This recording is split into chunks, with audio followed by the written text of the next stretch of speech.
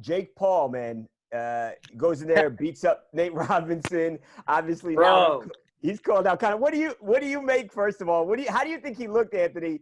And he seems like he wants to fight big name guys. You're a big name guy, so would you have actual interest in fighting Jake Paul? Bro, I would love to box. You know, I haven't boxed yet, so I'm 0-0, and I've boxing is like something I grew up watching my whole life. That's why I got into fighting, honestly. Like watching Chavez, De La Hoya, Mayweather, all these guys, you know, up and coming. But man, he looked good against another professional athlete. You know, I mean, Nate didn't look like he should have been in there. Honestly, I'm like, yo, did he get any sparring sessions in, or like, did anybody not like show him how to throw, like, get in a good stance? Like he was just running at him. But I respect him for getting in that ring, bro. Like everybody has this talk, and they're like, "Yo, I could fight," and if I was in there, I'd do this.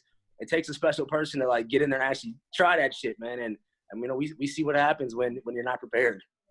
Yeah, absolutely. Yeah, it seems like some people want to hate on him, but yeah, I thought he looked good, and right to do that to Nate, who was such a good athlete.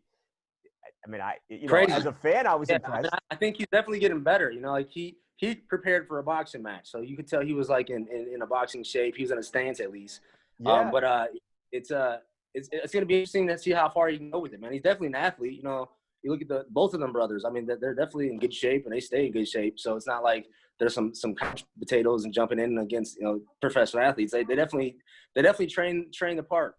Yeah, absolutely. You know, Dana's talked about getting into boxing in the past, and you just talked about your love of boxing. Is that something that you want to do going forward?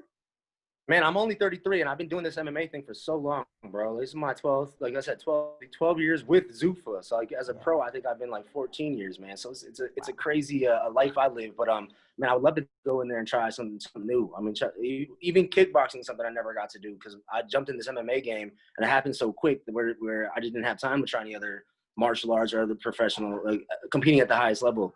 But yeah, I definitely think before I retire, boxing will be something I do. What's the dream UFC matchup then? Man, dream UFC matchup. Guys that I mean, Conor McGregor would be an amazing fight. Something that it's always been close within like my career went a different way. His career is, you know, obviously projected like crazy. Do you feel like it's possible now because he's coming back? Obviously, he's fighting Dustin. You feel like yeah, bro. Honestly, like, my goal was going back down to 55. You know, that's why I'm on weight right now. So like 170 is like my natural walk around weight. I'm not really cutting weight for this fight. So 155 is like my real weight class, and I think where my mindset's at, you know, I'm in a way better spot, you know, mentally and just everything outside the octagon's right for me to go back at it again. So, you know, I'm gonna take it one fight at a time. But you know, obviously, you know, Conor's one of the big names in the UFC, and you know, there's a lot of great guys at 155. But that's one that just kind of never happened. And I think fans wanted to see it too.